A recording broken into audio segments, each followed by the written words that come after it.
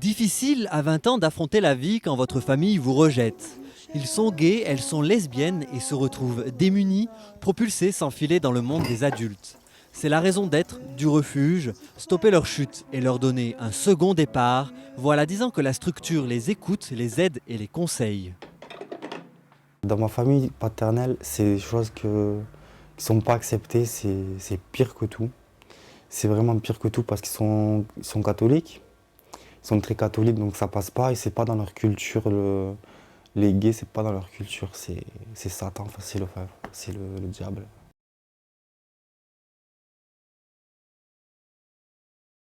J'avais vraiment nulle part où aller, je savais pas où aller, je pouvais venir que ici.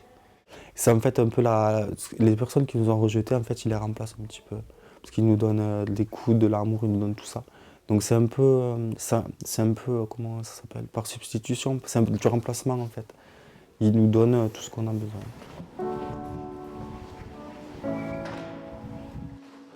Anthony, comme une dizaine d'autres jeunes, pourra rester ici pendant 6 mois.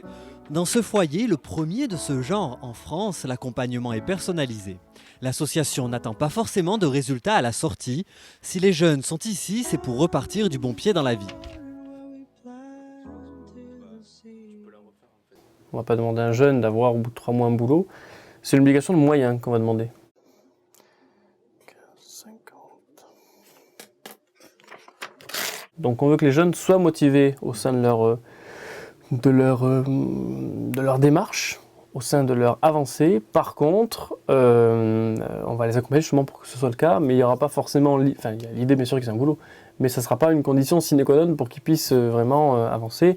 On fait aussi en fonction du jeune, en fonction de ses possibilités, en fonction de ce qu'il peut aussi donner comme truc. Et puis, certains jeunes viennent par contre des fois dans une idée de, je dirais plus de résoudre tout un tas de problèmes qui sont liés à leur propre homosexualité ou par rapport à leur propre rejet par rapport à la famille, que véritablement une dimension de boulot. C'est souvent une question de je vais régler un petit peu des problèmes que j'ai avec ma famille et après je verrai pour le boulot.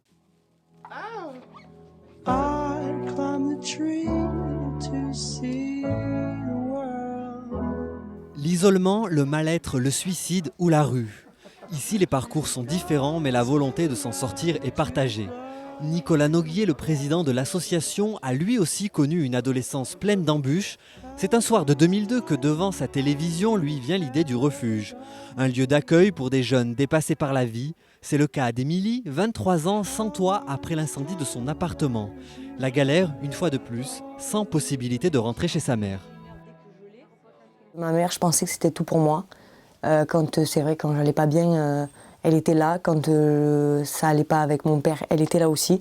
Et c'est vrai que de voir une personne,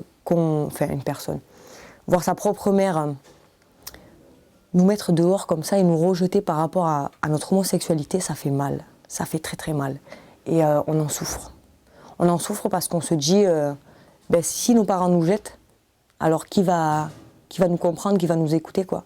Donc au final, on n'a plus de solution. Donc on passe à plein de choses et on essaye de ne pas les faire, mais des fois c'est difficile. On est obligé de passer par là pour dire qu'on existe en fait. J'ai jamais su ce que c'était vraiment le bonheur en fait. Donc ça a été toujours un échec.